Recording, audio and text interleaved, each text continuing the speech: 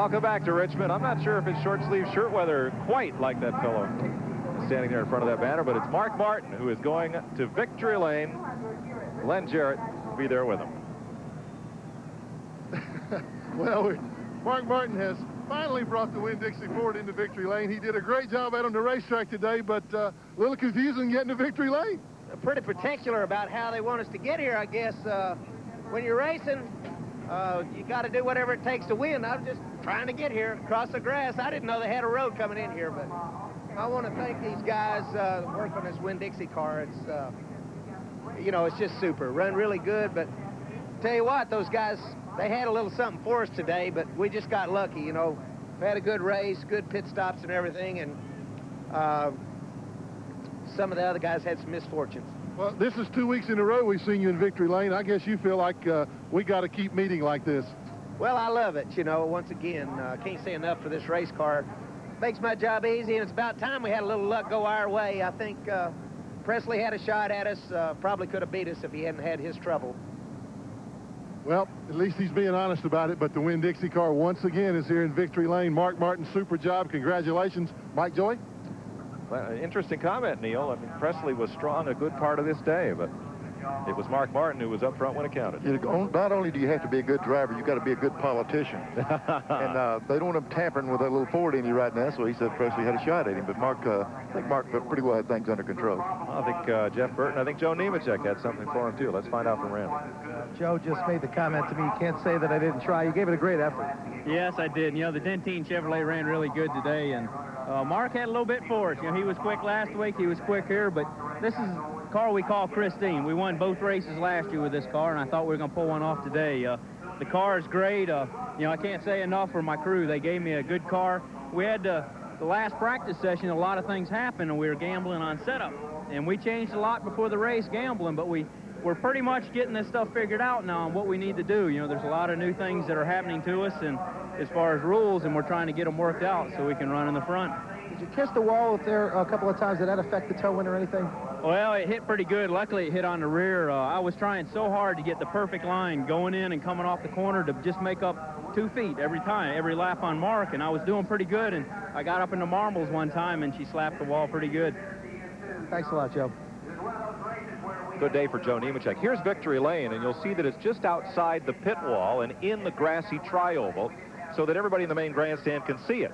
That new piece of roadway you see just in front of the Winston Cup Series sign on the wall runs from the end of the wall at turn 4 straight to Victory Lane, so you don't have to drive through the grass. The problem is it's brand new, and nobody, including Mark Martin, knew it was there. So it took him a lap or two to get to Victory Lane, but so he was glad to find it. A lot of this crowd staying around for Winston Cup practice. We're going to stay around and take you back through the field when we come back to Richmond International Raceway right after this.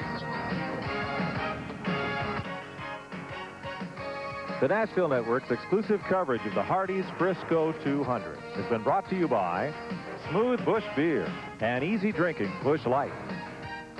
And by Hardee. Are you ready for some real food? Welcome back to Richmond. Mike Joy with Neil Bonnet. You have met the winner and first runner-up, Joe Nemechek, in the Hardee's 200. Let's go down and meet some more of the fellows who had a strong chance to win this today. Here's Glenn Jarrett.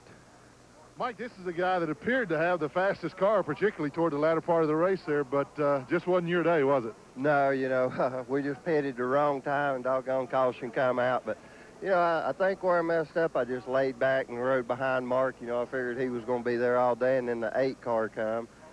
So I asked Ricky, I said, let's get us some tires and go. And sure enough, we come in, the caution come out, and we's history from then on, you know. Well, after that tire change, you really came on strong when you got your lap back, or getting your lap back there, getting by Martin, but pretty much used the tires up doing that? Well, that's just how good a car we had today. You know, the Lions Tractor Trailer Training Chevrolet just run great, and, you know, I wanted to just at least show everybody we had a car that could win the race here, even though driver and whatever messed up here.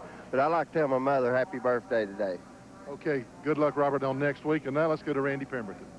Jeff Burton, you tried to gain that consistency last year that you had today. You've shown it. A lot of times you fell out last year, but not today. Beautiful run. Well, you know, that's what we worked on all year long. That's one of the main reasons we went to Ford is to give Jim Ruggles a little something better to work with. And we think he can build us a good engine and it'll last all day. And we think the Ford was the way to go. And this is why we went, you know, with the Ford to finish first and third, and it's kind of hard to dispute that. In the middle of the race there, boy, it looked like maybe you had the car to beat.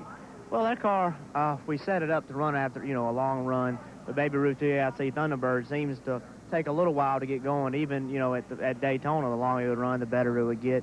But we always set the car up to race, and we don't really worry about the first or second lap after the green flag. We want to run well after 40 laps. And just, you know, the way the cautions called us hurt us real bad. But we got to be happy with third. We came here to win, but if you can't win, second or third, you'll have to do, I guess. He's got a smile on his face, Mike. Well, second or third did pretty well for him and moved him well up in the point standings. Craftsman Tools presents the Busch Series point standings. David Green is the new point leader. Joe Nemechek moves up into second. Tom Peck is third. Steve Grissom fourth. And Butch Miller is fifth in the standings. And we're told that Jeff Burton moves up to eighth place, just behind David Green, as a result of his finish in the event here today. Your race summary presented by Hardee's. Rick Mast led the first 8 laps. Mark Martin went to the front to just before halfway. That's when Jeff Burton, the race came to him, and he put the Baby Ruth car out front until pit stops at lap 114. Mark Martin was the first car off pit road, and he led it the rest of the way to lap 200 to score his second victory in a row. Let's go back to Glenn. Well, this is the new points leader, David Green. And, David, another good, consistent run for the Slim Jim car. Yes, the Slim Jim Chevrolet ran beautiful today. The only thing that hurt me there at the end was the cautions come out. You know, we were kind of set up for a long run, but, you know, I'm tickled to death. You know, a year ago not driving, now, thanks to Bobby Labonte and the Slim Jim people, you know, I'm in a race car and point leader and all this. I can't believe it, you know, and I'm flying up to Massachusetts tonight for the Race-A-Rama show, and I can't wait to get there. It's going to be a pleasant flight. Okay, good luck next week. Mike Joy? Well, you bet the top 5. Ricky Craven was 6th. 7th was Tom Peck. 8th was Rick Mast. 9th was Todd Bodine. 10th was Butch Miller today. Hermie Sadler, 11th. Terry Labonte was 12th. 13th was Jim Bound. 14th, Bobby Daughter. And 15th, Tommy Houston. For Neil Bonnet, Glenn Jarrett, and Randy Pemberton, I'm Mike Joy. We'll talk to you next Saturday from Atlanta Motor Speedway, the Slick 5300. Join us then.